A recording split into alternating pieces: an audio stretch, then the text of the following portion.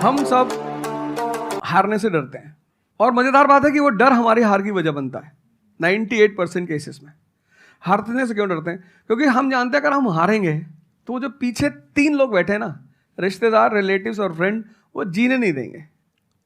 आप जब भी आईएएस की तैयारी करें, पहला अटेम्प्ट आपका सीरियस अटेम्प्ट होना चाहिए।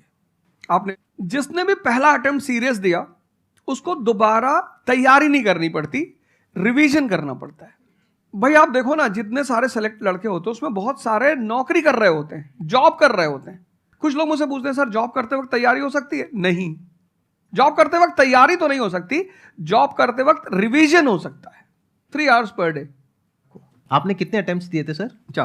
4 अटेम्प्ट्स आपने दिए थे। और आपने कहीं से कोचिंग ली थी, यानी लाखों रुपए दिए थे कोचिंग में? नहीं, तब लाखों नहीं थे, तब हजारों थे। अच्छा, हजारों रुपए आपने खर्च करे थे और आप एक मिडिल क्लास बैकग्राउंड से थे। तो टोटल 4 साल में आपका कितना पैसा लग गया होगा? रहना, खाना, पीना, और आपने तो पूरी तैयारी करी होगी, साथ में कुछ और नहीं किया होगा? I think so. कुछ नहीं किया, बिल्कुल। तो कितना आपका 4 साल में अच्छा खासा पैसा? 5-6 लाख रुपए लगे। 5-6 लाख रुपए उस समय लगे। आज के समय पे अगर किसी को कोचिंग लेनी है तो आई थिंक इससे 3-4 गुना, 5 गुना आराम से लगेगा। आराम से लगेगा। तो 15-20 लाख रुपए उस इंसान का लग गया। आप 2 अटेम्प्ट से ज्यादा कभी मत मानिए। ये पॉइंट बहुत अच्छा है कि आइडियली आपको अपने माइंड में ये रखना है कि एक ही अटेम्प्ट है मेरे पास में, मैक्सिमम अगर आपकी फैमिली अफोर्ड कर सकती है तो 2 अटेम्प्ट है। उसके बाद में अपने काम पे ध्यान देना है और इसको एज ए रिवीजन की तरह देखना है, मतलब इसको साथ साथ में चलाना है। तो एक तुम्हारा प्रेशर, एक माँ बाप का प्रेशर। पता लगा बुआ जी ने रात में फोन कर दिया, क्या कर रही हो जी? तुम सारे लोग प्रेशर से लड़ रहे हो इस वक्त, मल्टीपल फ्रंट पे। ये कोई फियर उयर नहीं है। ये प्रेशर दूर कैसे होगा, इस पे थोड़ी सी बात कर ले। जहां इंटरनल ताकत है वहां कॉन्फिडेंस है। आज का युवा क्या कर रहा है? बादाम का तेल लगा रहा है, बादाम की क्रीम लगा रहा है, बादाम का साबुन लगा रहा है, खा रहा गुटखा।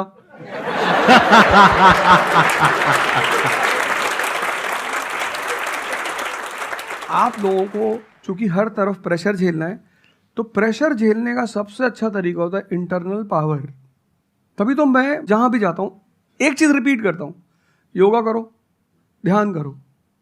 ध्यान करोगे मन ताकतवर हो जाएगा। इसीलिए तो माँ बाप हमारी संगत पे बड़ा ध्यान देते हैं। तुम्हें लगता होगा कि माँ बाप कितने बदमाश हैं, माँ बाप भगवान हैं। उनका एक्सपीरियंस तुम अपने दोस्तों को लेके जाया करो उनके सामने। कोई अल्ट्रासाउंड क्या करेगा जितना माँ बाप करते हैं? कोई स्कैनर क्या करेगा? सही बात है, देख के। कोई फोटो कैमरा क्या फोटो खींचेगी, देख के बता देते हैं। बहुत दुष्ट है ये। इसकी आंख के नीचे देखो, यहाँ निशान है, बहुत दुष्ट है ये। और वो लॉजिक भी बड़ी अच्छी सी देते हैं, कोई कुछ भी देते हैं लेकिन बड़ा अच्छा सा लॉजिक देते हैं। तो ये हमारे साथ होता है। इसलिए हमें पहले गुरुकुल भेजा जाता था, और आज की हमारी सोसाइटी इसको सिर्फ नेगेटिव दिखाई पड़ रहा है। ये जो बड़े बड़े मकान है, कभी किसी बाज को यहां रहते हुए देखा? कबूतर रहते हैं।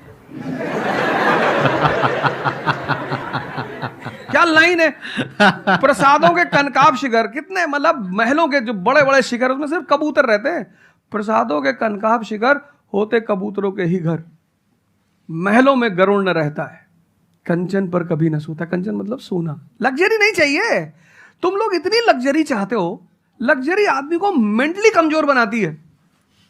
थोड़ा थोड़ा सा कष्ट दो अपने आप को, थोड़ा टेम्परेचर हाई रखो, थोड़ा बड़े टेम्परेचर वालों के साथ रहो। हमने अपने आप को कष्ट, हम कौन सी नॉवेल पढ़ रहे हैं? हाफ गर्लफ्रेंड अच्छी है, पढ़िए। बड़े बड़े लोग, अंबेडकर को पढ़ो, उनका जीवन संघर्षों का। प्रभु राम का जीवन पढ़ो। ये सब संघर्ष, ये सब लोग हैं जिन्होंने जीवन में लड़ाइयां लड़ी हैं। आपने उनको साइडलाइन कर दिया। आप राणा प्रताप के बारे में कुछ जानते ही नहीं हो। आपको वो पोएम याद ही नहीं है, खूब लड़ी मर्दानी वो तो झांसी वाली रानी थी। आपको तो एक चीज बता दी, twinkle twinkle how I wonder. आप वंडर किए जा रहे हो पूरी जिंदगी में। फॉर एग्जाम्पल, आप में से यहाँ पे कुछ लोग बैठे हैं जो कहते हैं कि भाई आप कुछ भी बोल दो, हम तो जैसे थे वैसे ही रहेंगे, उखाड़ लो जो उखाड़ सकते हो। आप अकेले आ जाओ, आप साथ में हो जा, सर को ले आओ, आप 10 को ले आओ, हम तो नहीं बदलने वाले। उनका कोई कुछ कर सकता है? समझ गए? तो यहाँ पे किसका एक्चुअल में किसकी लाइफ बदलने वाली है? यहाँ पर हो सकता है कुछ साल बाद आप ही में से कोई यहाँ पर बैठा होगा, बट वो इंसान कौन होगा? जो खुद अंदर से बदलना चाहता है ना। कि जो आपने बोला ना कि ये कॉन्ट्रडिक्शन है, सबसे पहले तो जो सर ने बोला कि ये कोई कॉन्ट्रडिक्शन नहीं है, ये कंफ्यूजन है, बिल्कुल सही बात है। अब कंफ्यूजन क्या है, उसकी जड़ क्या है? आप क्या कर रहे हो? आप बस हम लोगों की बातें सुन रहे हो। यहां से मैंने कुछ बोला, इन्होंने कुछ बोला, दोनों अलग अलग स्टैंड पॉइंट है। मतलब इस दुनिया में आर्ट्स भी है, साइंस भी है, कॉमर्स भी है, अब आप कहोगे अब इन तीनों में कॉन्ट्रडिक्शन है। अरे कॉन्ट्रडिक्शन नहीं है, अलग अलग लोगों के लिए अलग अलग स्ट्रीम्स है, डिपेंड्स अपॉन कि आपकी प्रेफरेंस क्या है, आपकी प्रायोरिटीज क्या है। तो आपको तीन चीजें देखनी पड़ेंगी, एक अपना पास्ट, अपना प्रेजेंट और अपना फ्यूचर। कि पास्ट में आपने कैसा परफॉर्म किया है। अगर आप पढ़ाई में बहुत अच्छे रहे हो तो आपको क्लियर नजर आएगा कि अच्छा मुझे पढ़ाई से रिलेटेड कुछ करना है, तो वहां से रास्ता क्लियर हो जाता है। बट अगर आपके दिमाग में 24 घंटे बिजनेस आइडियाज घूमते रहते हैं, जहां भी जाते हो वहां पे गोलगप्पे खा रहे होते हो, आपके दिमाग में चल रहा होता है अबे इतने पैसे ले लिए, उसमें से इतने का गोलगप्पा, इतने का पानी है, पानी तो इतना फ्री होता है, मेरे से लिया 20 रुपए, ये तो 5 रुपए का काम है, तो 15 रुपए इसके पास में गए, कितने लोगों ने एक दिन में खा लिए, इतने पैसे कमा लिए, व्हाटएवर। अगर इस तरह का आपका माइंडसेट है तो वहां पे एंटरप्रेन्योरशिप, स्टार्टअप, इन सब चीजों का बेनिफिट है। तो हर रास्ता हर एक के लिए नहीं होता है। तो ये आपको कैसे समझ आएगा? अपने पास्ट को देख करके। दूसरा, अपने प्रेजेंट को देखो कि आपके पास में क्या रिसोर्सेज हैं। सोचने से क्या होता है, आपको ये भी तो देखना पड़ेगा आपके पास में क्या रिसोर्सेज हैं, उसके बेस पर आप सोच सकते हो ना। कल को आप कहो कि मैं एक टेलीकॉम कंपनी लॉन्च करूंगी जो कि जियो को कंपटीशन देगी, ठीक है, सोच लो। कुछ नहीं होगा। क्या है पीछे, बैकग्राउंड क्या है, आपके पास में क्या रिसोर्सेज है, how are you going to compete. तो आप फालतू में कुछ भी सोच रहे हो ना, तो यहां पे कॉन्ट्रडिक्शन क्या है, कंफ्यूजन क्या है, कुछ भी नहीं। तो जब आपके रिसोर्सेज ही आपको अलाउ नहीं कर रहे वो करने के लिए, तो सोच क्यों रहे हो। तीसरा, फ्यूचर में आप अपने लिए कैसी लाइफ चाहते हो। जैसे सर ने कहा कि पावर नहीं मिलती है वहां पे सर्व करना होता है। इस गलतफहमी से बाहर आ जाओ कि वहां पे पावर मिल जाएगी। पावर तो पूरी की पूरी एक हिरार्की है, जिस हिरार्की में टॉप पर पब्लिक बैठी है एक्चुअल में, वो हमें पता ही नहीं है। हमारे हाथ में पावर है, किसको वोट करना है, किसको पावर में लेकर के आना है, फिर उनकी पावर के अकॉर्डिंग आगे पावर का डिस्ट्रीब्यूशन होता है, पॉलिसीज का डिस्ट्रीब्यूशन होता है, फिर उसको इंप्लीमेंट करना होता है। तो आपको देखना है कि आपको एग्जैक्टली लाइफ में चाहिए क्या है। कि अगर आपका माइंड है बहुत ज्यादा क्रिएटिव, कि आपको हमेशा दिमाग में आइडियाज घूमते रहते हैं कि कुछ अजीब करना है, कुछ अलग करना है, ये करना है, वो करना है, तो फिर वो रास्ता आपके लिए नहीं है। क्योंकि वहां पे आपके पास में पावर नहीं है, रिस्पॉन्सिबिलिटी है। But once you go in the entrepreneurship space, वहां पे रिस्पॉन्सिबिलिटी नहीं है, वहां पे पावर है, पावर टू क्रिएट। अब आपको देखना है कि एट द एज ऑफ 42, 48 आप किसके जैसा बनना चाहते हो। अगर एक टीचर बनना चाहते हो तो ये रास्ता है। उसके अलावा जिन्होंने यूपीएससी को क्रैक किया है उन लोगों का आप लाइफस्टाइल देख सकते हो। वैसे बनना चाहते हो, बहुत बढ़िया। मेरे जैसा बनना चाहते हो, बहुत बढ़िया। किसी और के जैसा बनना चाहते हो, बहुत बढ़िया। बट किस बेस पर, अपनी पर्सनालिटी को देखो ना, क्या लाइन हो रहा है। काम करने के दो तरीके हैं। एक, आपको काम करना ही है, कोई ऑप्शन नहीं है। एक है आप किसी भी कीमत पे काम करना चाहते हो। जैसे मैं किसी भी कीमत पर पढ़ाना चाहता ही हूं।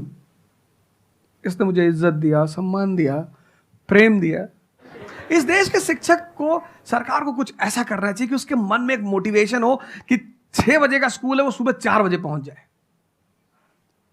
कुछ ना करे इस देश की सरकार, सिर्फ उनको वीआईपी का दर्जा दे दे। फिर आप देखना, पैसा तो कौन नहीं कमा रहा है, शिक्षक सम्मान चाहता है, लेकिन सरकार को, टीचरों को कुछ तो ऐसा करना चाहिए कि उन्हें फील हो कि नहीं यार, ये हमारा देश है, ये हमारे बच्चे हैं, हमें इनको बनाना है और ऊपर उठाना है। तो अगर सरकार कुछ ऐसा कर देगी ना, सेल्फ मोटिवेशन दे देगी, अरे फिर तुम देखना इस देश के टीचरों को।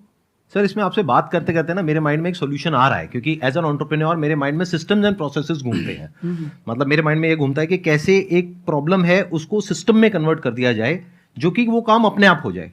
क्योंकि ऐसे बहुत ही कम टीचर्स होंगे जो अंदर से मोटिवेटेड होंगे। तो ये थ्योरेटिकली तो बड़ा अच्छा लग रहा है सुनने में, बट हजारों में कोई एक आध होगा। बिल्कुल बिल्कुल। तो अब मेरा स्टैंड पॉइंट क्या है कि क्या हो अगर जैसे हम ई कॉमर्स वेबसाइट्स पे जाते हैं, वहां पे प्रोडक्ट के रिव्यूज होते हैं। रिव्यू कौन देता है? जो कस्टमर है।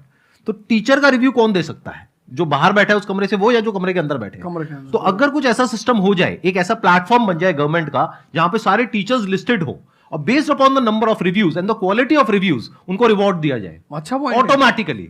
कि मतलब जो नंबर 1 पे आया उसकी सैलरी डबल, कि अगर उसकी 50,000 है तो 1 लाख। बहुत अच्छा सोल्यूशन।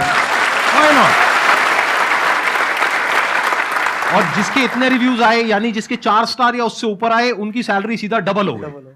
तो फिर देखो क्या मजा आता है। फिर हिस्ट्री पढ़ाने का जो स्टाइल है ना, वो सारे टीचर्स आएंगे अवध ओझा सर के चैनल पर और आकर के सीखेंगे भाई क्या कहानी है ये, ऐसे कैसे पढ़ाएं कि बच्चे दीवाने हो जाए। और फिर अपने आप को अपग्रेड करेंगे। नहीं तो अपग्रेड करने की मोटिवेशन कहाँ है? जैसे एक एंटरप्रेन्योर होता है, उसके पास में तो मोटिवेशन होती है कि अगर मैंने अपने जो भी प्रोडक्ट है, सर्विस है या काम है, उसको अपग्रेड किया तो करते ही मेरे को इमीडिएट रिवॉर्ड मिलेगा। जैसे सेल्स टीम में अगर आप कहीं पर काम करते हो, कितने लोग सेल्स डिपार्टमेंट में है? अलग अलग कंपनी में जो जॉब कर रहे हैं, तो सेल्स में इंसेंटिव का एक सिस्टम होता है। Yes sir. तो वहां पर क्लियर पता होता है कि मैंने ये टारगेट अचीव किया तो ये है। तो एक क्लियर कट टारगेट होना चाहिए which is measurable, not theoretical but actual, objective not subjective. कि ऑब्जेक्टिव एक टारगेट होना चाहिए in terms of numbers which can be calculated, and a transparent system जहां पे स्टूडेंट्स वोट करेंगे और जो टीचर्स जीतेंगे पूरे इंडिया लेवल पे या स्टेट लेवल पे, उनको बुला करके जो हमारे देश के प्रेसिडेंट हैं या प्राइम मिनिस्टर हैं वो आकर के रिवॉर्ड देंगे। Yes sir.